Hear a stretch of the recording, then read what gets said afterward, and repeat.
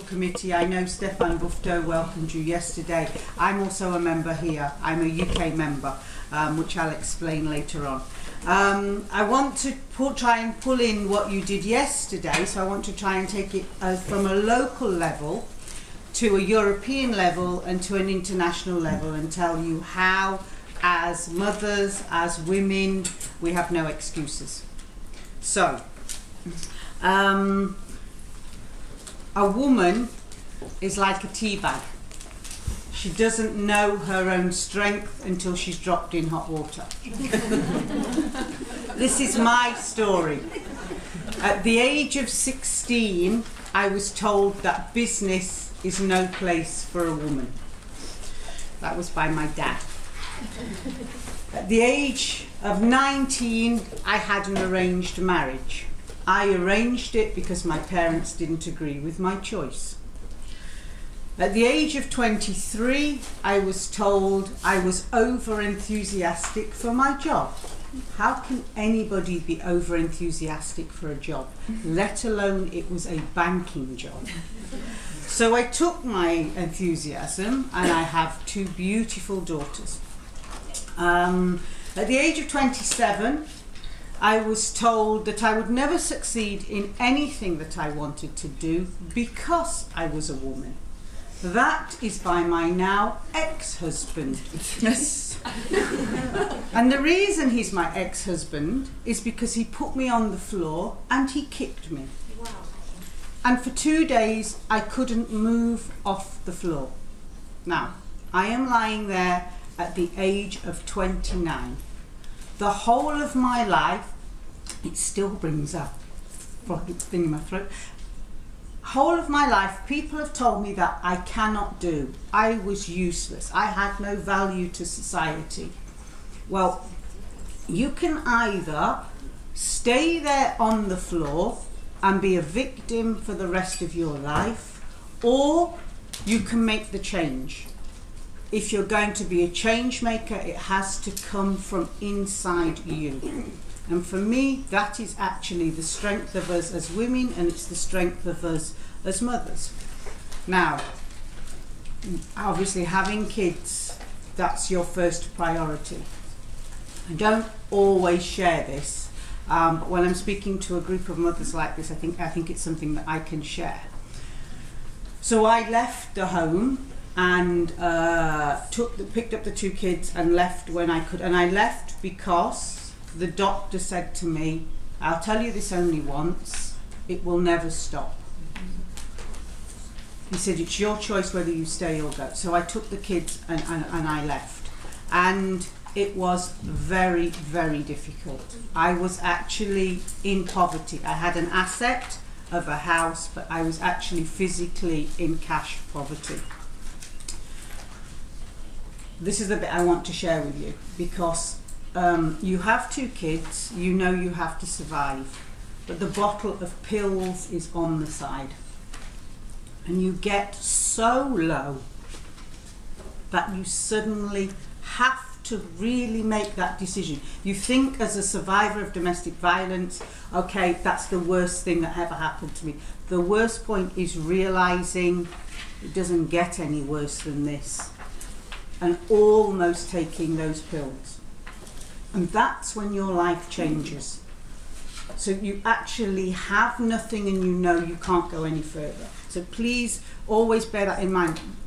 You can come up from anything. Never ever give up.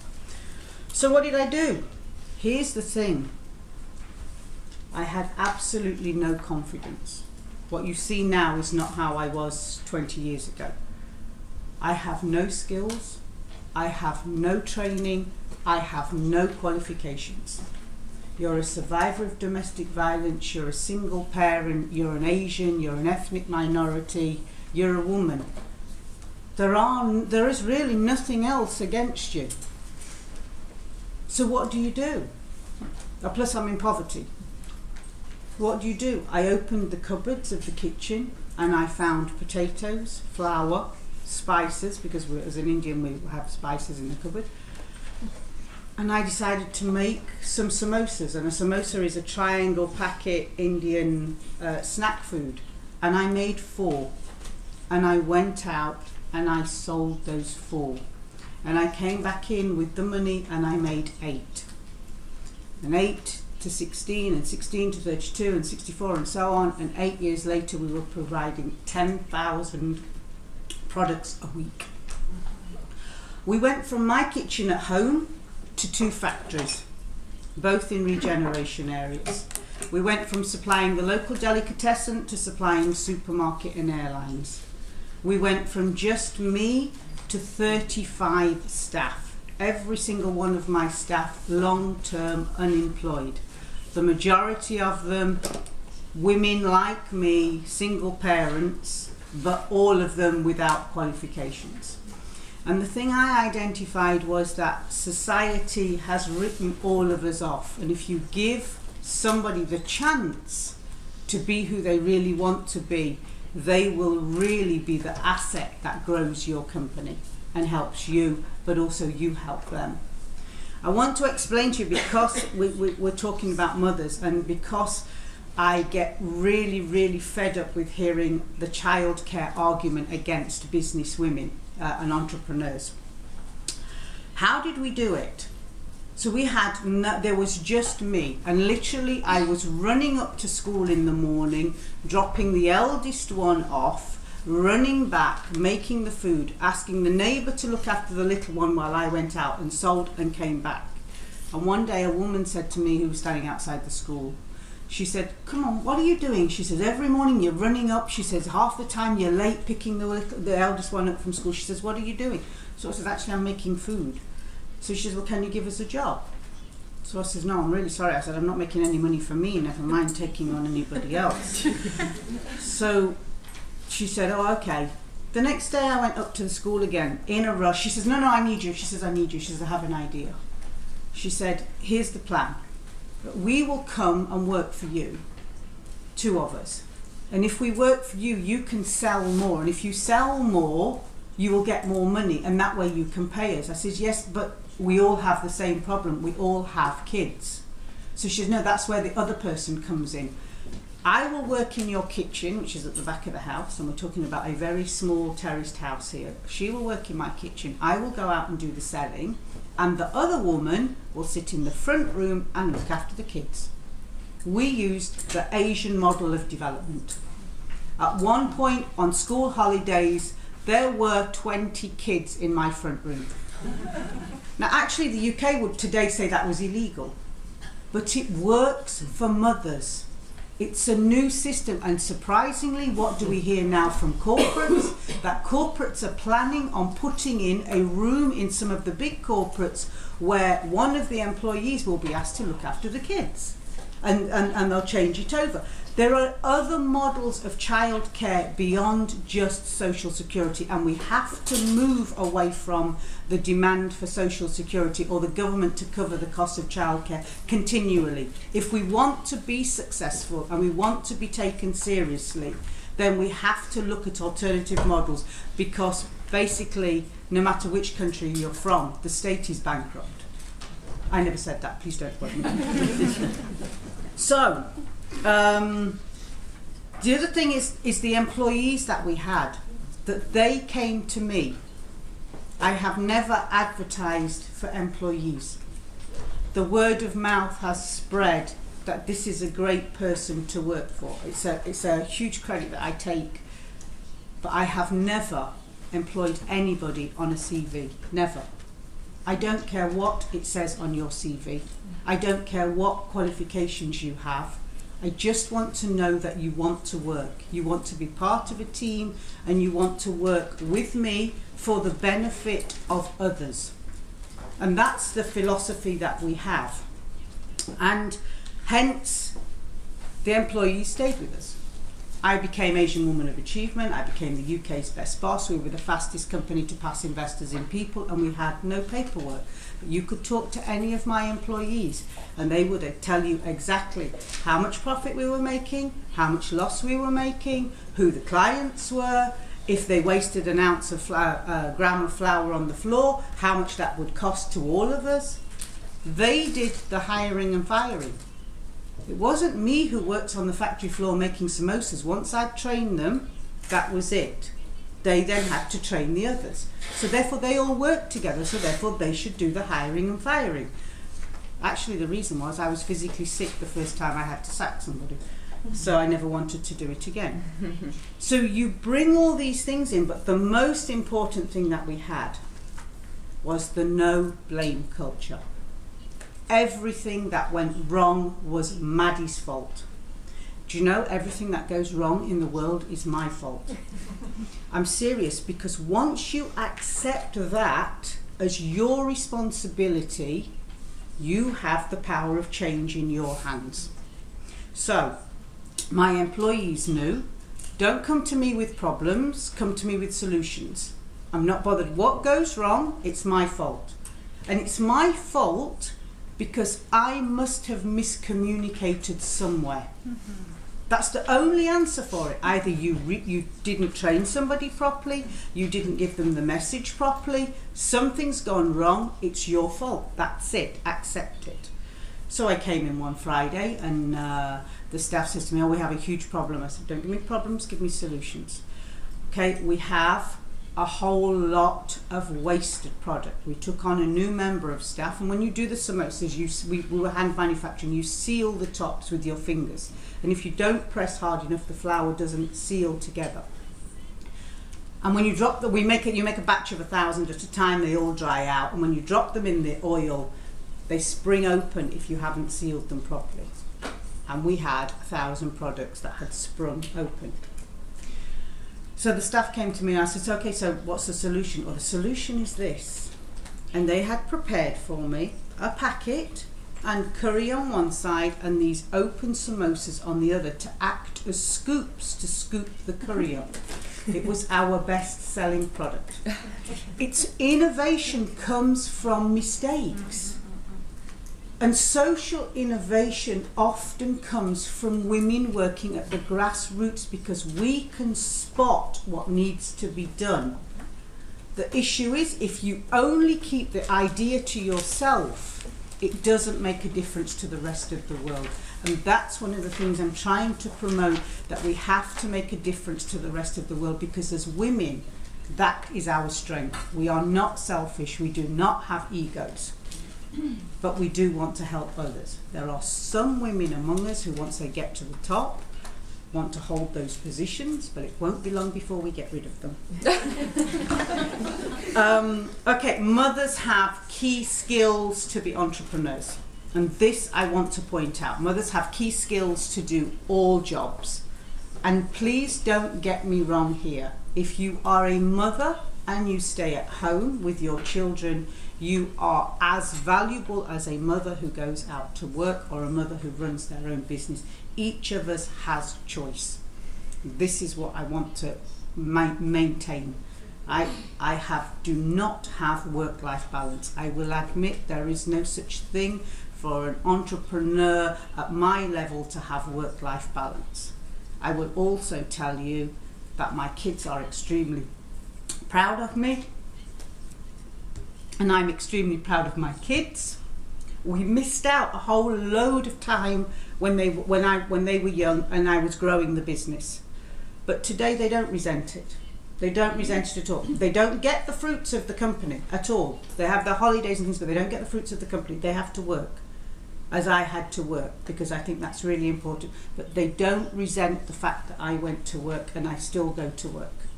So, as women, we are completely and very well organised, always.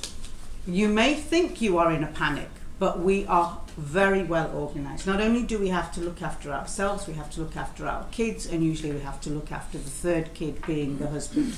On top of that, we also look after the parents on both sides, or aunties, uncles. We have that skill.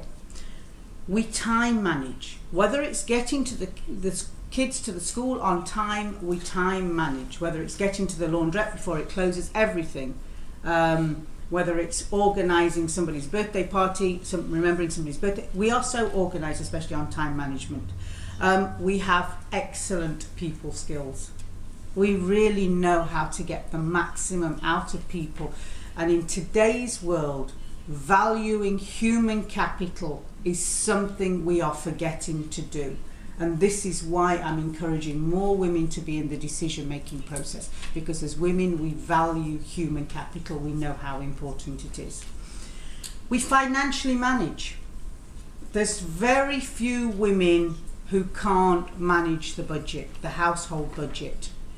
And that skill can be transferred to business very, very easily. Just have to apply it. We know the value of education and we know the value of health. And having an educated workforce, I'm not talking about qualifications, I'm talking about trained and engaged workforce. Having a healthy workforce are priorities.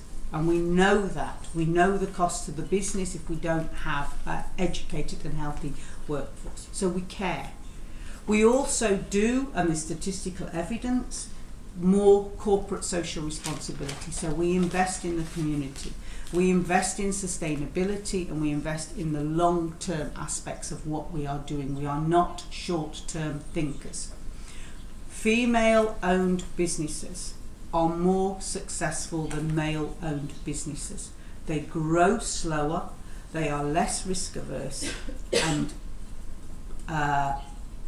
they invest only what they can afford, which means that they are not high growth businesses that men want to invest in because the returns are not fast, but we fail less.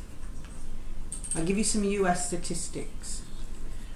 $3.5 trillion was turned over by female entrepreneurs in the US. They employ 7.8 million workers. Can't give you the figures for the EU because we don't collect them. Because if we collected them, it would show the discrimination that is happening. I am fighting that campaign at the minute.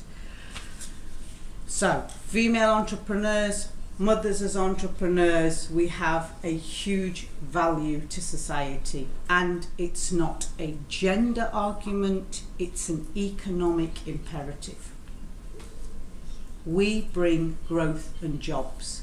Throughout the crisis we have been talking about growth and jobs, but we are still missing valuing female entrepreneurs.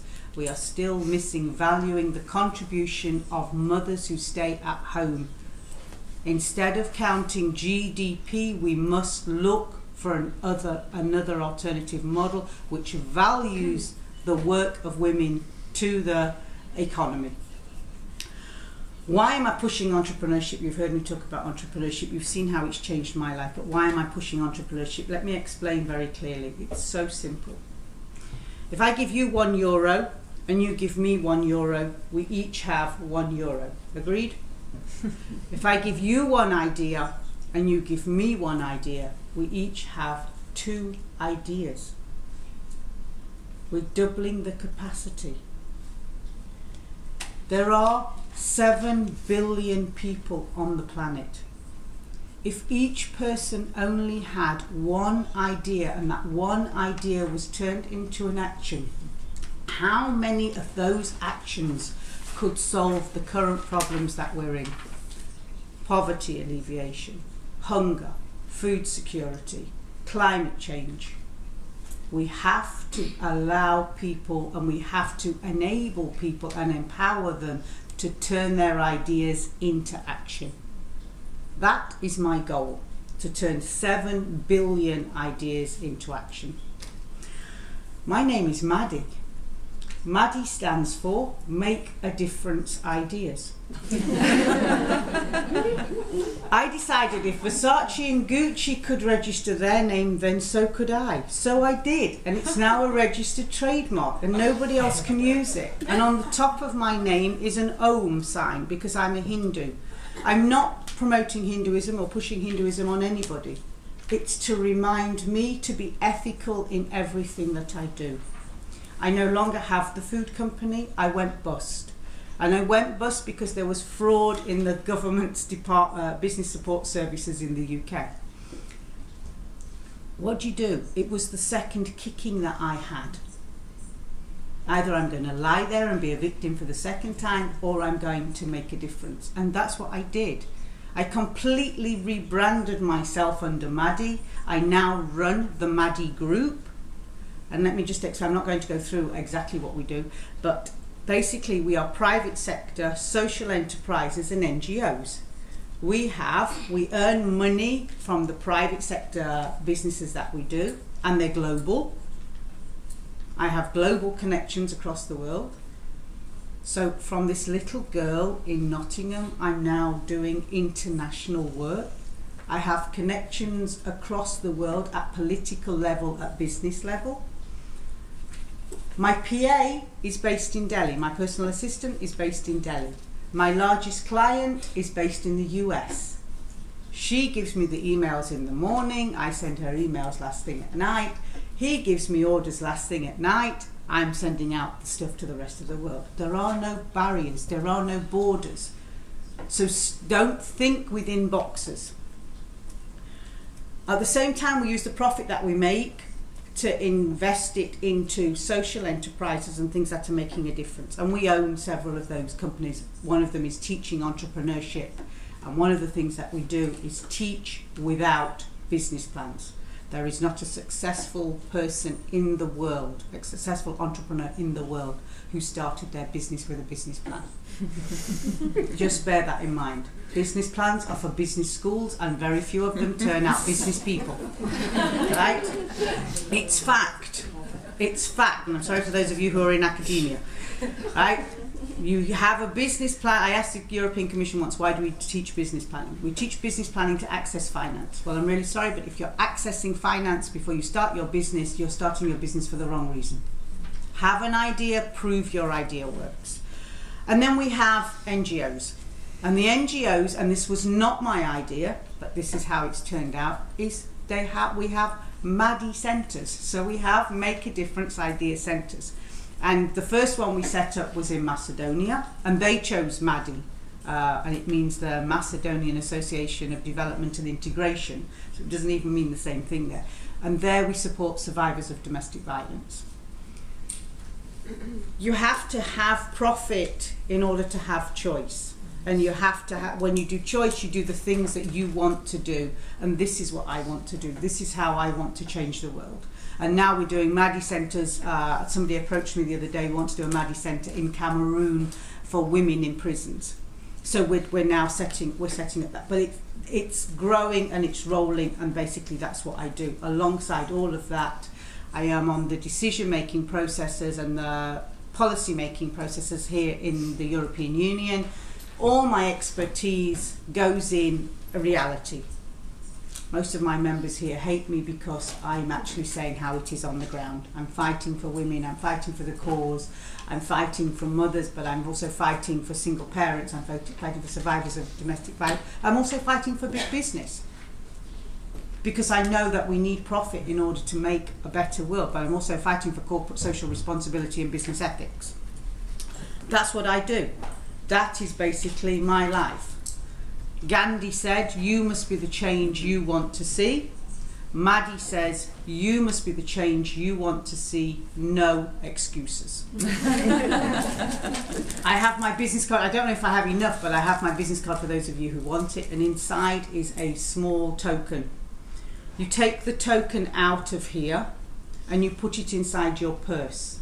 But before you put it inside your purse, you make a commitment to change your life or change somebody else's life. Every time you open your purse, you first of all think of me, and remember that this small little person, unqualified, the UN rejected me, the UN won't use me because I don't have any qualifications, and you realise that, okay, she can make a difference, so can I. And then you remember your commitment. And once you've made your commitment, you can take it out and throw it away, or better still, you can pass it on to somebody else to make their commitment, or you can make a second commitment. So they're available. Thank you very much for listening to me.